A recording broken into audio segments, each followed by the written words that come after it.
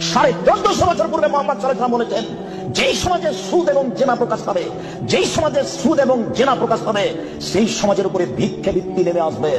তাদের অর্থ সম্পদ ধ্বংস হবেই, তাকে একদিন না একদিন ভিক্ষুক হতে হবে। এটা জেনার প্রথম বিপদ। মোহাম্মদ সাল্লাল্লাহু আলাইহি ওয়াসাল্লাম বলেন, আমার উম্মত জেনাকে হালাল মনে করবে। মোহাম্মদ সাল্লাল্লাহু আলাইহি ওয়াসাল্লাম বলেন, আমার উম্মত জেনাকে হালাল মনে করবে। দুঃখজনক কথা, আমরা জেনাকে হালাল মনে করবে, এত বড় পাপ।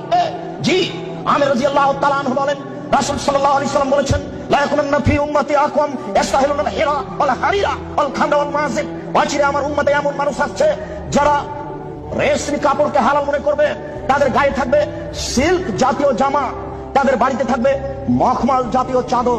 আমার উম্মত রেশমি কাপড়কে হালাল মনে করবে। 2, আমার উম্মত জিনাকে হালাল মনে করবে। 3, আমার উম্মত মদকে হালাল মনে করবে। 4, আমার উম্মত বাদ্যযন্ত্রকে হালাল মনে করবে। সব দোকানে টিভি, সব মোবাইলে বাদ্যযন্ত্র, কারোর কাছে এটার পাপের কাজ নয়, কেউ ভাবে না এটা পাপের কাজ। শুনুন, এই ছেলে, তুমি খুব ধৈর্য ধারণ করে থাকো। আলোচনার শেষের দিক যত যাবে তত গুরুত্বপূর্ণ আলোচনা হবে। তুমি খুব সতর্ক থাকো।